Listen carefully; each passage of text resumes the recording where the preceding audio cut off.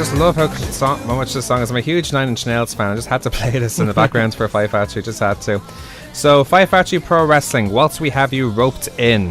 That happened last Friday. Now, the reason we couldn't report it last week is because we had so much to cover last week with back of SummerSlam and all that. So we decided to talk about it all this week. Yep. And it was a class show. Like I tell you, I told before we started the show. There's the shows, especially in Dublin, the standard is really picking up. Like the watches are so good to watch. Like, so anyone from any age up now. Like there's such quality wrestlers they can watch nowadays, so it's really improving to such a degree now. It's incredible, like, so.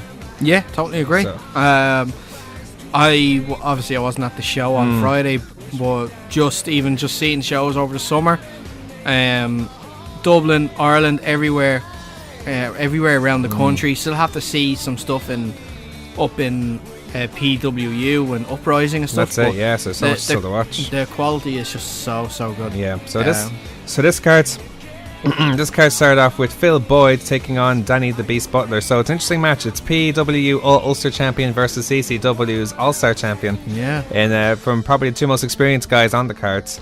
It was a good match back and forth. Like, you know, it's a good starter match as you'd expect. Like, naturally, I was a bit worried about the match, thinking, oh, please don't let the ropes break. Please don't let the ropes break, because that's what happened last time. Yeah. When Phil faced Sammy D in their last show. But no, the ring, everyone was above ground. But naturally, you can't help but be a bit nervous about it. Yeah. The match ended with Phil pinning Danny after a top rope leg drop.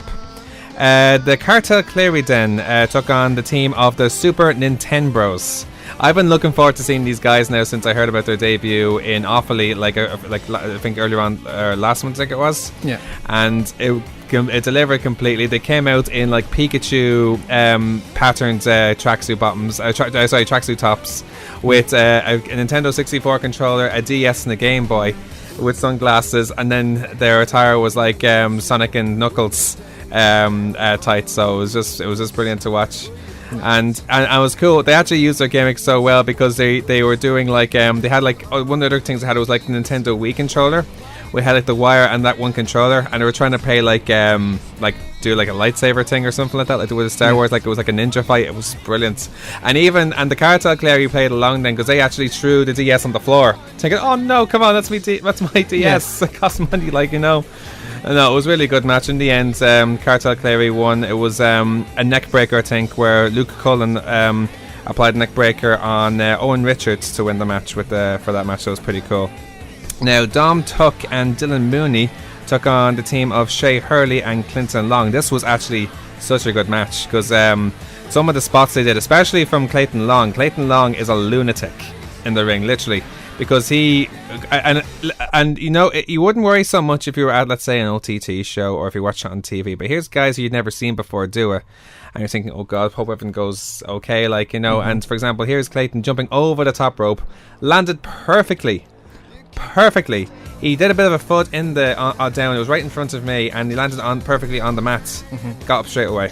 They didn't bother him at all. So, and he sold everything spot on. Like, he was the MVP of this match, I thought. Like, you know. Yeah. And the way the match was won, I think it was Tuck or Mooney, I'm not sure which one. It gave a lariat where he flipped over, and that's so scary to watch. That is so scary to watch if you haven't seen someone do it before. And I was like, oh Jesus! And it ended by pinfall there. So it was like, I talked to Matt, from like, man, you can sell. I'm just saying, like, so it was such a good match. Then this was probably one of the best matches for me. Nathan Martin taking on Alexander Dean. Coming out with a skull mask and a bit of a Misfits tribute on his tights. And Nathan Martin, who we've all seen. But I love Alexander Dean, what he did for Nathan Martin, because Nathan Martin's parents and his siblings, or his mother and his siblings, were in the crowd. Yeah. And he went right in front of his mother and chopped him in the chest. I'm like, haha, I did this to your son. And she was not, and you could, and the look of her, she could literally burn to lead. Yeah. It's like, and I'll get you afterwards, like, so. It was a quality match. In the end, though, it was Nathan Martin who beat Dean with the Destinio, like Tetsuya Naito's Destinio, winning by pinfall.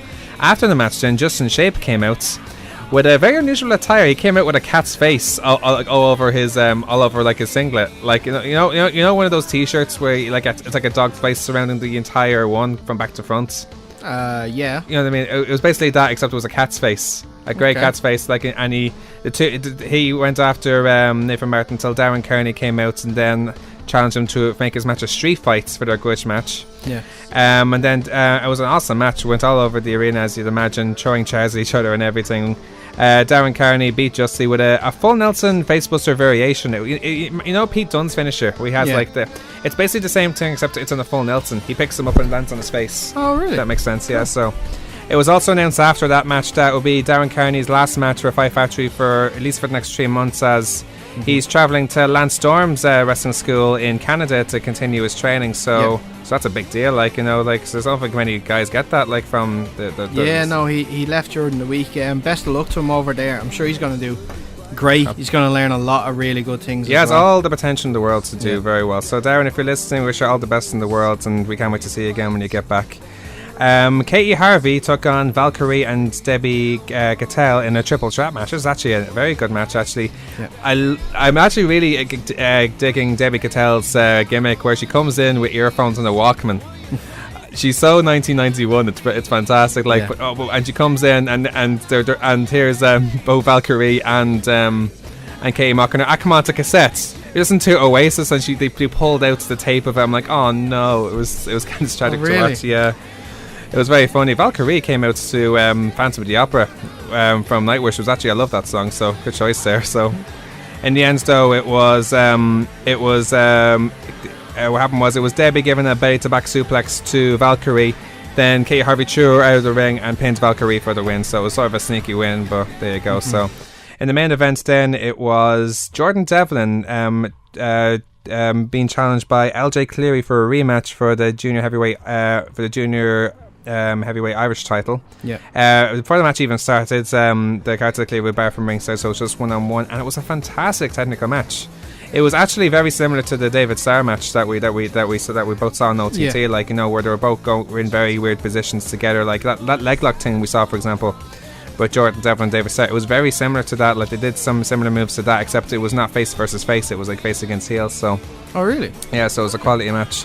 In the end, Jordan Devlin beat LJ Cleary by pinfall after his package driver to win the match and retain his Irish Junior Heavyweight Championship. So again, awesome show. They didn't declare any details about their next show, where it'll be in the East Wall next time, but they have to come back and do more shows like that, because, as I said to you before, the quality is second to none of the shows they're doing lately. So, like, there's so much to look forward to in the future, in my eyes anyway. So I'd agree. I had, like, all the reports that I get from not just yourself but from people online as well that go to it, I have nothing but positive things to say about it. It's great for us, because it makes us think, God, like, last year it was mainly just OTT. Like, it obviously had main stage as well, but now there's so much good. Well, the main stage shows slowed down for a while. It was, they came back over the summer, and they're doing obviously a few more now. Especially close to home for us, which is great. But yeah, like, more shows, more chances for potential wrestlers out there. Great talent coming through as well. More chances for potential Irish wrestlers to really show off, and to get a crowd environment there that won't be too daunting as well. Yeah. Absolutely, like, so, and as I said, there's great talent that's coming out there as well. Really good talent too. For example, Darren, who's now gone off to Canada to train with Lance Storm, one of the greatest Canadian wrestlers there is at the moment, and his school is very well acclaimed as well. So and also, we talk about the talent that's coming through. I think a big thing as well is the level of teaching. That we get, like, just from myself being a main stage for a while, the likes of Joe and Connor as well, especially. Fantastic. Fantastic. Absolutely fantastic. Yeah, even in Fight Factory, the likes of Dean and Justy and Phil and Katie and even Lee as well. Like, so it's a great time to be a wrestling fan, or even a wrestler. Like, here, it really is. So